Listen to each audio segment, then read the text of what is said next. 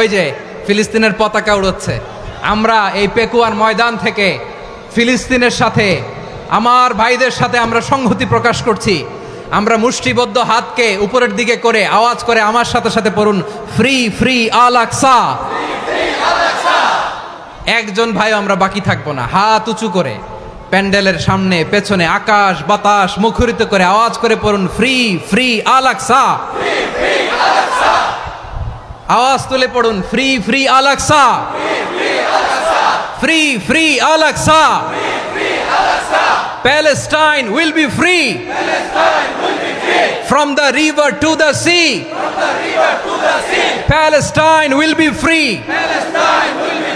Free free Al Aqsa. আল্লাহ আমার আল আকসার ভাইদেরকে মুক্ত করুক। মক্কা মদিনায় যে যেমনি আমরা নামাজ পড়ি, ওই পবিত্র মসজিদের পাশে যেন আমরা নামাজ পড়তে পারি। আল্লাহ তৌফিক দাও। আওয়াজ তুলে, হৃদয় থেকে আওয়াজ তুলে পড়ুন আমিন। আমরা এক উম্মাহ, এক উৎস থেকে এসেছি, আমরা এক দেহ। আমরা কি? এক দেহ এক প্রাণ। আওয়াজ করে বলুন, এক দেহ এক প্রাণ।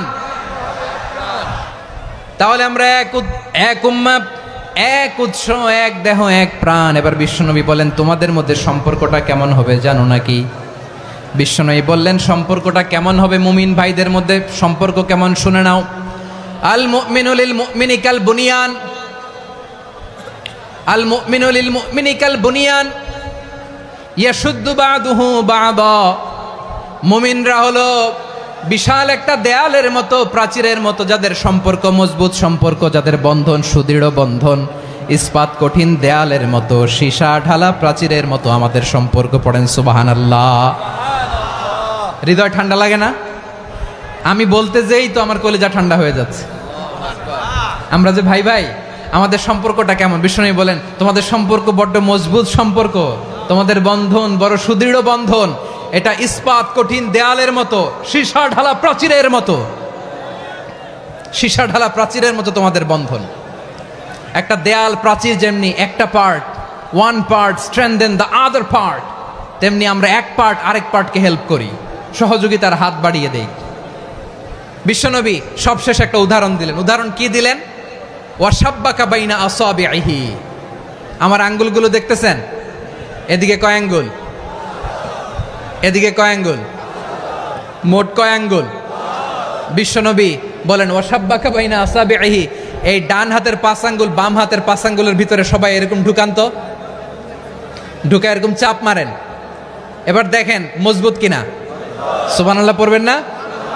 বিশ্বনবী বললেন, ডান হাতের 5 আঙ্গুল বা হাতের 5 আঙ্গুলের মধ্যে ঢুকিয়ে দিলে যেমন শক্ত আর মজবুত, মুমিন ভাইদের মধ্যে সম্পর্ক এমন মজবুত। পড়েন সুবহানাল্লাহ। এরকম 5 আঙ্গুল ঢুকিয়ে এরকম শক্ত করেন, এরকম মজবুত। আল মুমিনু লিল মুমিনি কাল বুনিয়ান ইয়াশুদ্দু বাদুহু বাদা ওয়া শাব্বাকা বাইনা আসাবিহি। তাহলে আমরা এক উম্মাহ, আমরা এক উৎস থেকে এসেছি, আমরা এক দেহ এক প্রাণ, আমাদের সম্পর্ক বড় মজবুত। এবার আল্লাহরে বললাম, আল্লাহ আমাদের সম্পর্কটার একটা নাম দিয়া দেন। আমাদের এই চমৎকার সম্পর্কের একটা নাম থাকার দরকার আছে না নাই? রব্বুল আলামিন আমাদের সম্পর্কের একটা চমৎকার নাম দিলেন। নামটা হচ্ছে ভাই ভাই সম্পর্ক। কি সম্পর্ক? ফিল করে না, এই জন্য মুখ দিয়ে বেরোয় না। ভাই ভাই, আমরা একে অপরের কি? তো ভাইয়ের যে তুমি ঢিল মারলা একটু আগে,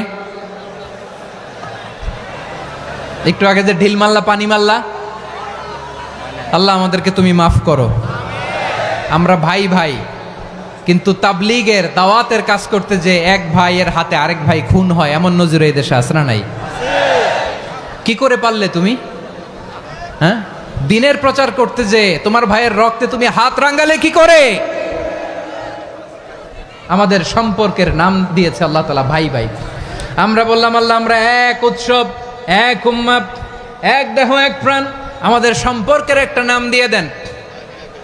রব্বুল আলামিন বললেন, ইন্নামাল মুমিনুনা ইখওয়াতুম ফাসলিহু বাইনা আখাওয়াইকুম ওয়াত্তাকুল্লাহ লাআল্লাকুম তুরহামুন। নিশ্চয়ই মুমিনরা হলো ভাই ভাই। নিশ্চয়ই তোমরা মুমিনরা ভাই ভাই, তোমাদের সম্পর্কের নাম তোমরা পরস্পর ভাই ভাই। এই ভাই ভাইয়ের মধ্যে যদি বিরোধ লাগে তাহলে আপোষ মীমাংসা করে দাও, শান্তি সমঝোতা করে দাও। আল্লাহকে ভয় করো, রহমত নাজিল করবে কে? ভাই ভাইয়ের মধ্যে যদি বিরোধ হয় কি করবেন? আরো লাগাই দিবেন নাকি? মাশাআল্লাহ, মিটাই দিব। তোমরা ভাই ভাই, ভাই ভাই বিরোধ হলে আপোষ মীমাংসা করে দাও, শান্তি সমঝোতা করো, মজা নিও না। পেকুয়াতে আপনার বাড়ির পাশে আপন দুই ভাই মারামারি লাগছে, আপনি দেখলে কি করেন? অনেকে মজা নেয়, অনেকে কি করে? মজা নেয়, আরেকটু লাগুক। আবার বলে হাত থাকতে মুখে কি বলে? কপাল পোড়া, কপাল পোড়া। আফসোস তাদের জন্য, কপাল পোড়া। ভাই ভাই ঝগড়া লাগলে বলবেন যে হাত থাকতে মুখে কি, নাকি? কলিজা কাঁপে না আপনার? আপনি যে মজা নেন। আমরা ভাই ভাই, মজা নেওয়া যাবে না, মিলিয়ে দিতে হবে। খুব শান্ত ছিল, আবার এদিকে ওঠা বসা করতেছে। আমি আর অল্প কয়েক মিনিট নিব, মিস করবেন। ডিস্টার্ব করলে আমার মাথা থেকে পয়েন্ট ছুটে যাবে। আর যদি আল্লাহর কোরআনের দিকে তাকিয়ে আর কয়েকটা মিনিট স্যাক্রিফাইস করতে পারেন, জীবন উজালা করে দিবে কে? আল্লাহর ওয়াস্তে কয়েক মিনিট এভাবে থাকেন। মুমিনদের আল্লাহ একটা সম্পর্ক জুড়ে দিলেন, সম্পর্কের নাম ভাই ভাই। আমরা সবাই কি? আওয়াজ করে বলেন, আমরা সবাই কি? আল উখুয়া, ব্রাদারহুড। সুবহানাল্লাহ, কত চমৎকার ইসলাম আমাদেরকে শিখিয়েছে। ভ্রাতৃত্ব তিন ধরনের। পেকুয়ার ভাইয়ের আওয়াজ করে বলেন, কয় ধরনের? একটা হচ্ছে আল উখুয়া আল ইনসানিয়া, হিউম্যান ব্রাদারহুড, মানবিক দিক থেকে ভাই। যারাই মানুষ তারাই আমার ভাই। পেকুয়ায় হিন্দু পাড়া আছে নাকি? বড়ুয়া পাড়া আছে নাকি? এরাও কিন্তু আমাদের ভাই। এরা কি? কথা কয় না, এরা কি? কোন দিক থেকে? মানবিক দিক থেকে। কারণ তারাও মানুষ, আমরাও এদিক থেকে ভাই। এটাকে বলে হিউম্যান ব্রাদারহুড, আল উখুয়া আল ইনসানিয়া। ভ্রাতৃত্বের আরেকটা রূপ হচ্ছে আল উখুয়া আন নাসাবিয়া, রক্তের সম্পর্কের ভাই, আমার আপন ভাই। তিন নম্বর প্রকার হচ্ছে আল উখুয়া আদ-দীনিয়া, দিনী ভাই। এটা নিয়ে কথা বলতেছি আমি। দিনী ভাই, এই যে পেকুয়া, আজকে লক্ষ মানুষের জনসমুদ্র, আমরা একে অপরের কি ভাই? দিনী ভাই। আওয়াজ করে বলেন তো, কি ভাই? এই দিনী ভাই, মানবিক ভাই, রক্তের সম্পর্কের ভাইকেও ছাড়িয়ে যায়। এটা ফিল করতে হবে। পেকুয়ার জেনজি, এ আমার দিনী ভ্রাতৃত্ববোধ। ফিলিস্তিনে বোমা ফুটলে যে আমি তাহাজ্জুদের জায়নামাজে কাঁদি, কাশ্মীরের ভাইরা আক্রান্ত হলে যে আমার বুক ফেটে কান্না আসে, কারণ আমরা দিনী ভাই। আমরা কি ভাই? দিনী ভাই। এই বস বস। সম্পর্কের দিক থেকে এটা সবচেয়ে মজবুত। এটা আমাদেরকে ফিল করতে হবে। সম্পর্কের দিক থেকে এটা কি? সবচেয়ে মজবুত, দিনী ভাই। বদরের প্রান্তর, এদিকে কোরাইশরা, এদিকে মুসলিমেরা। কোরাইশের মধ্যে, কোরাইশ গোষ্ঠীর মধ্যে অনেকে আছে বাবা, তার কলিজার টুকরা ছেলে মুসলিম সেনাবাহিনীর এদিকে দাঁড়ানো। মুখোমুখি দুইটা ব্যাটালিয়ন সেনাবাহিনী, কোরাইশদের বাহিনী, মুসলিম বাহিনী। কোরাইশদের এখানে বাবা, এইখানে ছেলে। কোরাইশদের এখানে ছেলে, এইখানে বাবা। ইসলাম তাদেরকে পৃথক করেছে। আর মুসলিম সেনাবাহিনীর মধ্যে কেউ কাউরে চিনে না। কেউ আনসার, কেউ মুহাজির, কেউ ছোট, কেউ বড়, কেউ দাস, কেউ মালিক, সব মিলেমিশে একাকার। কিসে তাদেরকে আবদ্ধ করলো? এই দিনই ভ্রাতৃত্ব। চিল্লায় বলো ঠিক কিনা? এজন্য আল্লাহ বলেন, ইন্নামাল মুমিনুনা ইখওয়াতুন ফাসলিহু বাইনা আখাওয়াইকুম ওয়াত্তাকুল্লাহা লাআল্লাকুম তুরহামুন। খবরদার শুনে রেখো, তোমরা মুমিনরা হলো ভাই ভাই। পেকুয়ার ভাইরা আওয়াজ করে বলো, আমরা কি? আরো জোরে বলো, আমাদের সম্পর্ক কি? ভাই ভাই সম্পর্ক। ফাসলিহু বাইনা আখাওয়াইকুম, যদি ভাইয়ে ভাইয়ে বিরোধ হয় মজা নিও না। মুখ থাকতে, হাত থাকতে মুখে কি এমন মন্তব্য করো না, আরো লাগিয়ে দিতে যেও না। মিলিয়ে দাও, শান্তি সমঝোতা করে দাও, কারণ তোমরা সবাই হলে দিনী ভাই। আমরা কি? দিনী ভাই। মিলিয়ে দিবেন। আমার পেকুয়ার ভাইয়েরা, দুইজন ঝগড়া লাগলে মিলিয়ে দিলে যে কত সওয়াব, এটা আমরা অনেকে জানি না। দুইজন ঝগড়া লাগছে, আচ্ছা আপনাদের কোথাও এলাকায় আগুন লাগলে আপনারা কি ঢালেন? পানি। অনেকে ওই জায়গায় তেল ঢালে। এরকম ডাকাইতেছে না নাই? আগুন নিভানোর জন্য ঢালতে হবে কি? একদল এখানে কি ঢালে? আল্লাহ তাআলা এরকম মাইন্ডসেটের মানসিকতার হওয়া থেকে আমাদেরকে তুমি বাঁচাও। ঝগড়া লাগলে মিলিয়ে দিবেন। কি করবেন? 3 জায়গায় প্রয়োজনে মিথ্যা বলা যায়। কয় জায়গায় মিথ্যা বলতে? তাওরিয়া, মানে কথা একটু ঘুরিয়ে বলবেন। 1 নাম্বার, আপনার ওয়াইফকে খুশি করার জন্য, সে একটু এরকম না বলে একটু কৌশল করে বললে খুশি হবে, ওটা বলা যায়। 2 নাম্বার, জীবন মরণের ব্যাপার, জান বাঁচানোর জন্য একটু কৌশল করে ঘুরিয়ে বললেন, এটা জায়েজ। 3 নাম্বার, 2 জন ঝগড়া লাগছে তাদেরকে মিলিয়ে দেওয়ার জন্য কৌশল করে একটু মিথ্যা বলা, ঘুরিয়ে বলা জায়েজ। 2 জনের মধ্যে দেখলেন যে সম্পর্ক খারাপ, তো একজনরে বললেন, ভাই সে তো ওই দিন আপনার ব্যাপারে অনেক প্রশংসা। কি আমার ব্যাপারে প্রশংসা?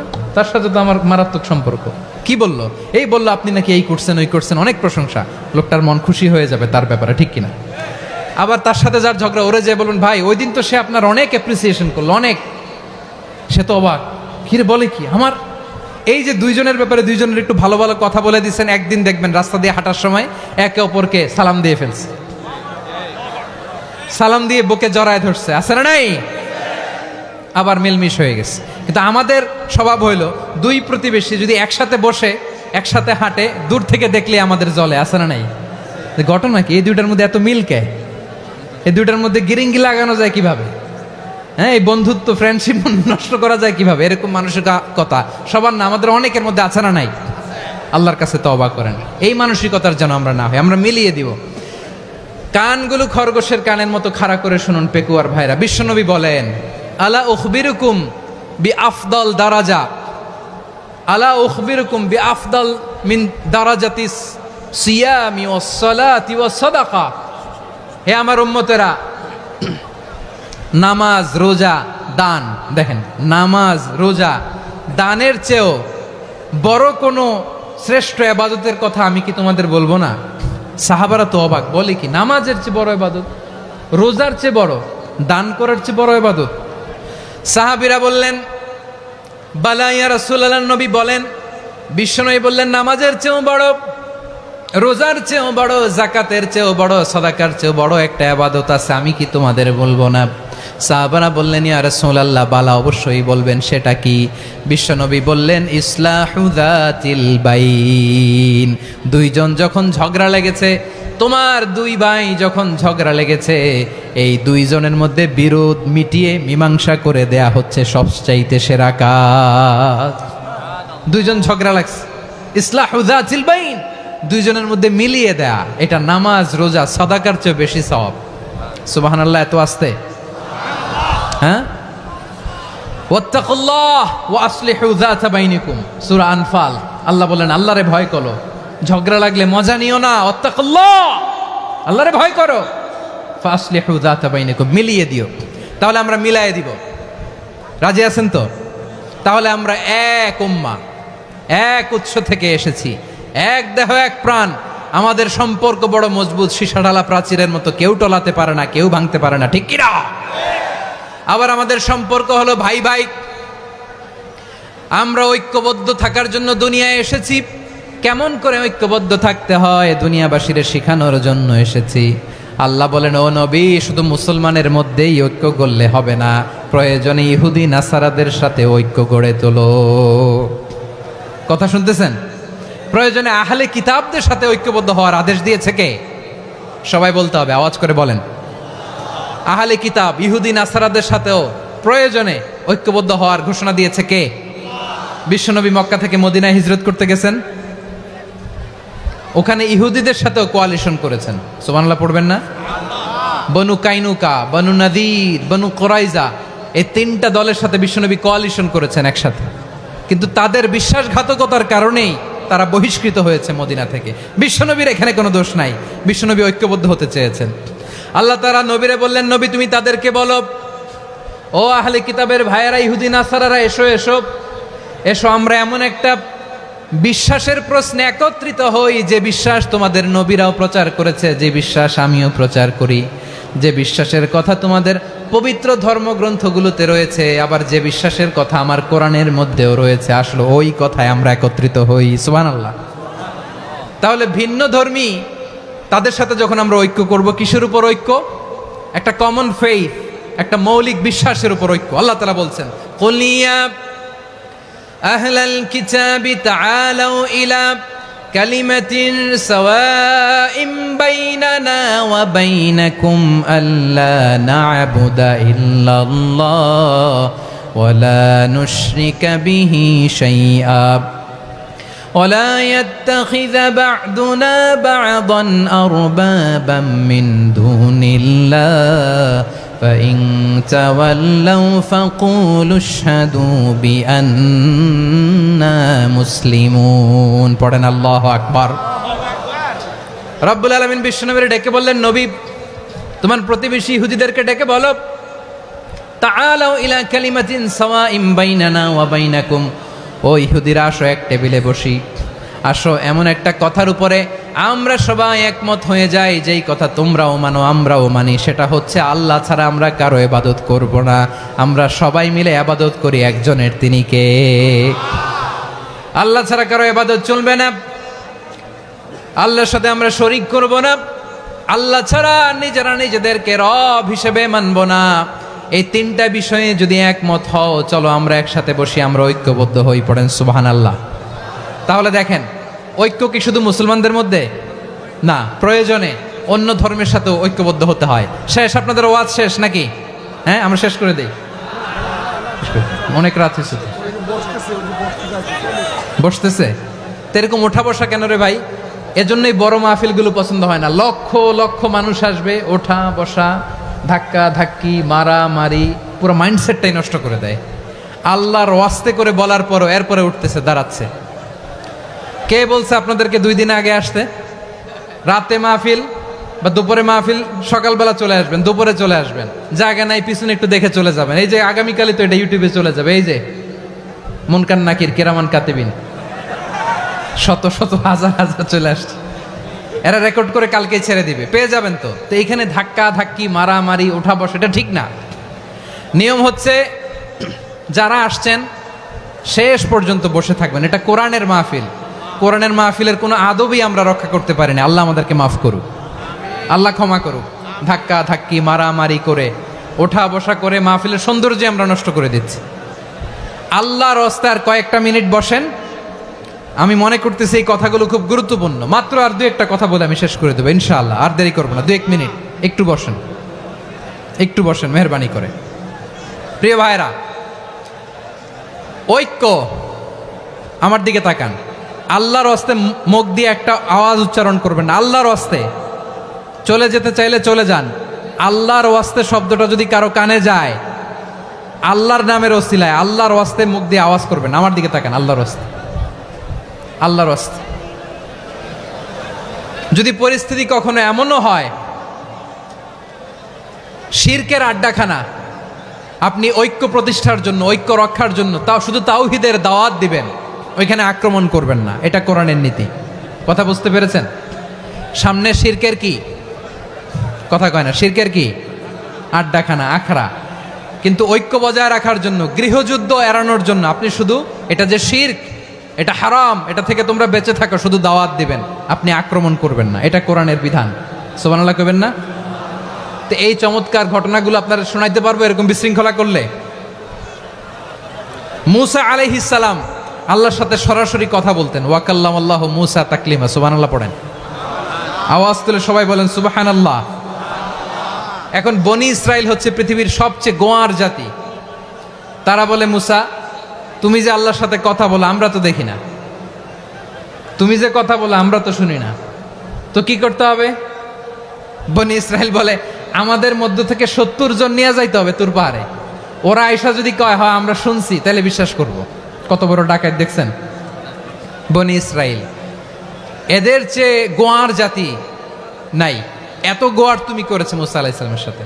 তুমি যে আল্লাহর সাথে কথা বলে আমরা তো দেখি, কি করব? 70 জন আমাদের বন্ধু বান্ধব যে যদি দেখে, তারা বললে ওকে আস, 70 জন আস। 70 জন নিয়ে গেল। মুসা আলাইহিস সালাম হারুন আলাইহিস সালামকে খেলাফা দিয়ে গেলেন, আল্লাহ ওনাকে নবী বানালেন। মুসা আলাইহিস সালাম বললেন, হারুন খবরদার, বনি ইসরাইলের মধ্যে তাওহীদের বাণী প্রচার করবা, ঐক্য ধরে রাখবা, বিচ্ছিন্ন হতে দিবা না। চলে গেছে। এইদিকে বনি ইসরায়েলের এক দুষ্ট লোক ছিল, নাম সামিরি। কি নাম? সামিরি। সে সবাইরে বলল, তোমাদের স্বর্ণগুলো ফালাও। স্বর্ণগুলো ফেললো, বনি ইসরায়েলের স্বর্ণগুলোকে গলিয়ে সে একটা গরুর বাচ্চা বানালো, গোবৎস। কিসের বাচ্চা? দেখেন গরুর পূজা কিভাবে শুরু হয় পৃথিবীতে প্রথম, গোবৎস পূজা, গরুর বাচ্চার পূজা কিভাবে। সে স্বর্ণ গলি গরুর বাচ্চা করে জিবরাইল আলাইহিস সালাম যে জমিনে এসেছিলেন, ওই ফেরেশতার পায়ের নিচের একটু মাটি সে বুদ্ধি করে প্যাকেটে রেখে দিছিল। সে গরুর বাচ্চা বানায় স্বর্ণ দিয়ে গলিয়ে ওই মাটি এটার মধ্যে ঢুকাই দিছে ভেলকি দেওয়ার জন্য। স্বর্ণ দিয়ে বানানো গোবৎস গরুর বাচ্চার গায়ে যখন সেই মাটি ছুঁড়ে দেয়া হলো, এখন বাছুরের ভেতর থেকে ভ্যাঁ ভ্যাঁ আওয়াজ আসতেছে। কি আসতেছে? সবাই তো অবাক। সামিরি বলে, আরে তোমরা যে 70 জন দিয়ে মুসা আলাইহিস সালাম রে পাঠাইছো, ওইদিকে এত ঘুরতেছে, আল্লাহরে খুঁজে পায় না, আল্লাহ তো এটার ভিতরে ঢুকছে। নাউজুবিল্লাহ বলবেন না? তোমরা যে 70 জন দিয়ে পাঠাইলা, 70 জন নিয়ে মুসা আলাইহিস সালাম খালি ঘুরতেছে, আল্লাহরে পায় না। পাবে কেমনে? আল্লাহ তো, নাউজুবিল্লাহ, এটার ভিতরে সেজদা দাও। এই সেজদা দিয়ে গেল। আল্লাহর নবী হারুন আলাইহিস সালাম বললেন, খবরদার, এটা সুস্পষ্ট শিরক। আল্লাহ সব গুনাহ মাফ করে, শিরকের গুনাহ মাফ করে না, খবরদার তোমরা থামো। কে শোনে কার কথা? এই যে যেমন এখন আপনারা আমার কথা শুনতেছেন না? শুনতেছেন? হারুন আলাইহিস সালাম বললেন, খবরদার, এই শিরকি কাজে তোমরা সংযুক্ত হয়েও না। তোমাদেরকে কি মনে নাই আমার ভাই মুসা আলাইহিস সালাম কি বলছে? আল্লাহ শিরক মাফ করে না, খবরদার শিরক করো না, আল্লাহরে ভয় করো। হারুন আলাইহিস সালাম তাদেরকে বুঝালেন, শিরক করো না, আল্লাহরে ভয় করো। শুধু এতটুকুই তিনি বুঝালেন, দাওয়াতি কাজ পালন করলেন, কিন্তু প্রতিরোধ করেন নাই, সশস্ত্র সংগ্রামে লিপ্ত হন নাই, বাধা দেন নাই, কারণ গৃহযুদ্ধ বেঁধে যেতে পারে। উনি ভাবলেন, আমি যদি আমার বাহিনী নিয়ে দাওয়াত দেওয়ার সাথে সাথে প্রতিরোধ করি, আক্রমণ করি, ওরাও আমারে আক্রমণ করবে, ব্লাডশিড হবে, রক্তপাত, এমন অবস্থা হবে বনি ইসরায়েলের মধ্যে যেটা হয়তো আমার ভাই মুসাও কন্ট্রোল করতে পারবে না। সুবহানাল্লাহ কইবেন না? এক একজন নবীকে আল্লাহ তাআলা কি ইন্টেলেক্ট দিয়ে পাঠিয়েছেন। তিনি ভাবলেন, আমি দাওয়াতি কাজটাই করি, এটা যে হারাম এটা থেকে শুধু বারণ করি, কিন্তু প্রতিরোধ না করি। আমি যদি ঐক্য ধরে রাখতে পারি, বাকিটা আমার ভাই সামলে নেবে। সুবহানাল্লাহ। হারুন আলাইহিস সালাম প্রতিরোধ করলেন না। বনি ইসরায়েলের মধ্যে গৃহযুদ্ধ বেঁধে যাওয়ার আশঙ্কায় প্রতিরোধ করলেন না, আক্রমণ করলেন না, শুধু দাওয়াত দিলেন। ইন দ্য মিন টাইম মুসা আলাইহিস সালাম আল্লাহর সাথে কথা বলে যখন ফিরে আসলেন, দেখলেন বনি ইসরায়েলের অধিকাংশ লোক মুশরিক হয়ে গেছে, মুশরিক হয়ে গেছে। মুসা আলাইহিস সালাম রেগে গেলেন। রেগে প্রথমে বনি ইসরায়েলদেরকে অ্যাটাক না করে ভাইয়ের দাড়ি ধরলেন। হারুন আলাইহিস সালামের দাড়ি আর চুল, মেজাজি নবী ছিলেন। হারুন, তুমি কি করলা? তোমারে কি দায়িত্ব দিয়ে গেলাম, তুমি কি করলা? তুমি থাকতে বনি ইসরায়েল কেমন করে শিরকের কাজে নিমজ্জিত হয়ে যায়? সাইয়েদনা হারুন আলাইহিস সালাম বললেন, ইন্নী, কোরআন সাক্ষী, কোরআন থেকে কোট করছি, ইন্নী خشيت أن تقول فرقت بين بني إسرائيل ولم ترقب قولي। ও আমার ভাই, আমার দাড়ি ধরবেন না, আমার মারবেন না। আমি ভয় করেছি, আমি ভয় পেয়েছি, না জানি আপনি বলেন তুমি কেন খশিতু আন তাকুলা ফাররাকতা বাইনা বানি ইসরাইল, আপনি এসে আমারে যদি বলেন তুমি কেন ঐক্য ধরে রাখলে না, কেন মারামারি হলো, কেন রক্তপাত হলো, তোমার কি এই দায়িত্ব আমি দিয়ে দিয়েছিলাম? আমার কথার দিকে কি তুমি ভ্রুক্ষেপ করো নাই? আমি যে বলছি তাওহীদের বাণী প্রচার করবা আর ঐক্য ধরে রাখবা, আমার কথা কি শোনো নাই? আপনি আমারে ধমকাবেন, এই জন্য আমি প্রতিরোধ করি নাই, আক্রমণ করি নাই, গৃহযুদ্ধ আটকানোর জন্য, কিন্তু আমি দাওয়াত দিয়েছি। সুবহানাল্লাহ পড়েন। ঐক্য ধরে রেখেছেন। মুসা আলাইহিস সালাম মুহূর্তেই সামিরিকে আক্রমণ করলেন, অ্যাটাক করলেন, শাস্তি দিলেন। মুহূর্তেই ওই গোবৎস গরুর বাছুরকে ভেঙে চুড়ে মেসাকার করে সাগরের মধ্যে ভাসিয়ে দিলেন। পুরো বনি ইসরায়েলকে আবার তাওহীদের উপর প্রতিষ্ঠিত করলেন। পড়েন সুবহানাল্লাহ। এই ঘটনা থেকে শিক্ষা কি? শিক্ষা হচ্ছে, আপনি শিরকের আড্ডাখানা দেখলেও বৃহৎ স্বার্থে তাওহীদের দাওয়াত দিবেন, প্রয়োজনে আপনি ঐক্য নষ্ট করবেন না। সুবহানাল্লাহ পড়বেন না? তাহলে ঐক্যের গুরুত্ব বেশি না কম? বলেন, আওয়াজ করে বলেন। ওয়াতাসিমু বিহাবলিল্লাহি জামিআ, আল্লাহর রশিকে আঁকড়ে ধরো। ওয়ালা তাফাররাকু, তোমরা বিচ্ছিন্ন হইও না। পেকুয়ার ভাইরা আওয়াজ করে বলেন তো, আদেশটা কার? এখন বলেন আমাদের ঐক্যবদ্ধ জীবনের দরকার আছে না নাই? এই যে ডক্টর মোহাম্মদ ইউনূস আমাদের লিডার, উনি যে আমাদেরকে জাতীয় ঐক্যের আহ্বান জানিয়েছে, ওনার আহ্বানে আমাদের সাড়া দেওয়ার দরকার আছে না নাই? রাজনীতিবিদদের যে ডাকছে, খুশি লাগে নাই আপনার? আলেমদের ডাকছে, খুশি লাগে নাই? আলহামদুলিল্লাহ বলবেন না? আলহামদুলিল্লাহ, সবাইকে ডেকেছে, ঐক্যবদ্ধ করেছে। আমরা ঐক্যবদ্ধ থাকতে চাই, আমরা ঐক্যবদ্ধ জীবন চাই, আমরা আর কাদা ছড়াছড়ি করতে চাই না। রাজি আছেন সবাই? এখন আমরা যদি ঐক্য নষ্ট করি, আমাদের কি কি সমস্যা, কি ক্ষতি, কি কুফল? অনৈক্যের কুফল কি? কয়েকটা কুফলের কথা বলে শেষ করব। প্রিয় ভাইরা, what are the drawbacks and disadvantages of division, social and political division in the society, disunity. আমরা যদি বিচ্ছিন্ন হই, একে অপরের যদি মারামারি করি, একজন যদি আরেকজনের কাফের ফতোয়া দেয়, আমাদের কি ক্ষতি? শুনবেন? কথা কয় না, শুনবেন? এক নাম্বার ক্ষতি হচ্ছে, আমরা যদি বিচ্ছিন্ন হই, আমাদের শক্তি কমে যাবে, আমাদের পাওয়ার আমরা হারাবো। আমাদের কি হারাবো? পাওয়ার। মনে রাখবেন, যখন আমি একা থাকি তখন আমি ব্যক্তি, যখন আমরা সবাই মিলি তখন আমরা শক্তি। এই শক্তি নিয়ে আমাদের সামনে এগিয়ে যাওয়ার দরকার আছে না নাই? তাহলে আমরা যদি নিজেরা বিরোধে লিপ্ত হই, আমাদের ক্ষমতা, পাওয়ার ছুটে যাবে।